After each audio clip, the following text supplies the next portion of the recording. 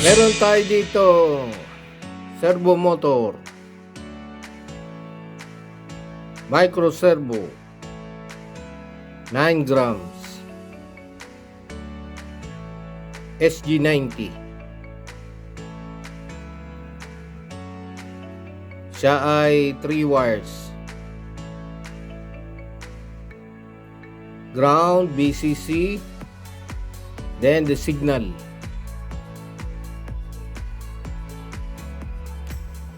Meron siyang horn. Tatlo. Iba't ibang klaseng horn. At mayroong screw. Nilalagay yan dito. Oh.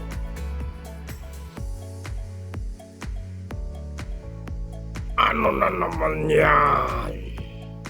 Ha? Ito. Servo. Anong gagawin mo dyan? Pagaganahin natin ito. Ito. Gagamitan natin ng joystick analog control.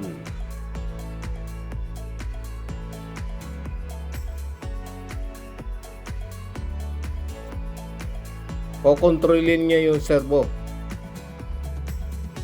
Ay, ano nun? Aba, gagana siya. Kailangan pa ng isa. Yan ang kailangan natin. Para gumana ang servo, makontrol ng joystick, kailangan ng microcontroller. Paano gagana yan? Ha? Mag-upload tayo ng code para dito sa ating Arduino Uno Microcontroller.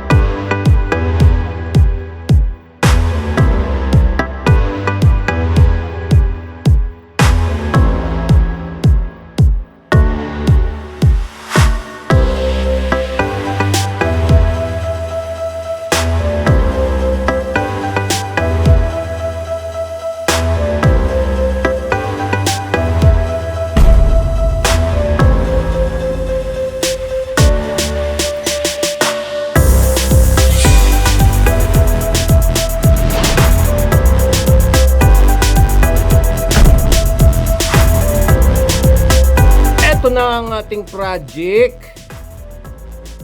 Oh.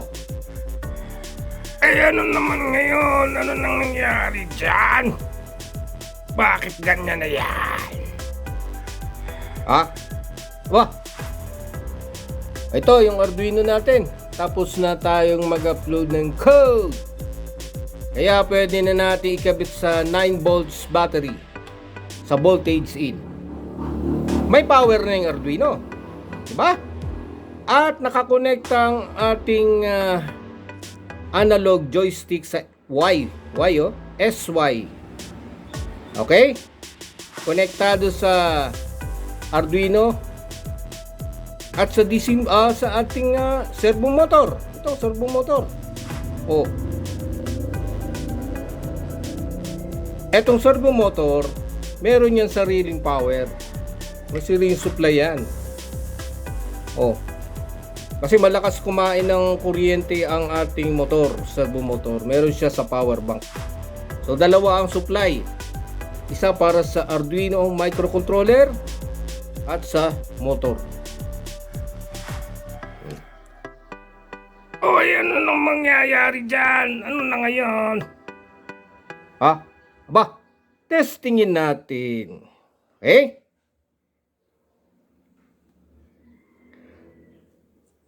Ayun, oh. Oh. Diba? Y-axis lang siya. So, vertical. Ayun, oh. Oh.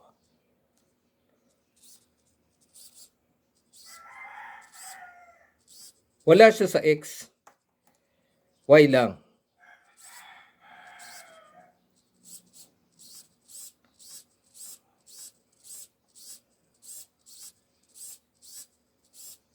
Diba? Na itong ating bagong project. Analog joystick. Napagalaw niya yung ating servo motor with the help of Arduino Uno Microcontroller.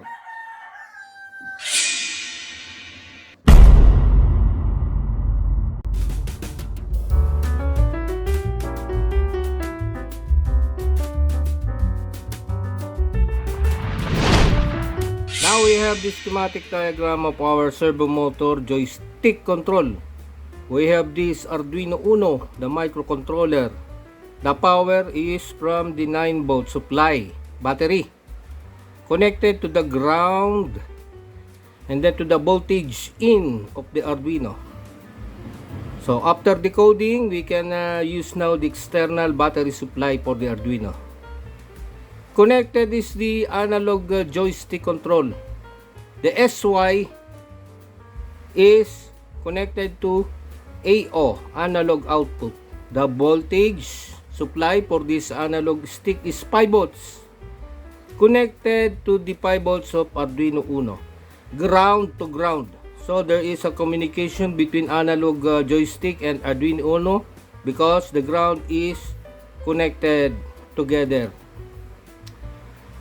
Our servo motor is located here and it has its own power supply, 5 volts. So the servo motor has its own power supply, 5 volts, connected to the positive or to the red wire, and then ground to ground, also connected to the ground of the Arduino and then to the ground of analog joystick. Pin number 7 is the control pin of the servo motor. So this is the one controlling the motion of the servo motor. Okay? So the analog joystick controls the servo motor. So in a vertical position. So this is the connection of the 3 modules. The servo motor, the microcontroller, and then the analog joystick control. We can make this servo motor to move upward or left to right. It depends on the orientation of the servo motor.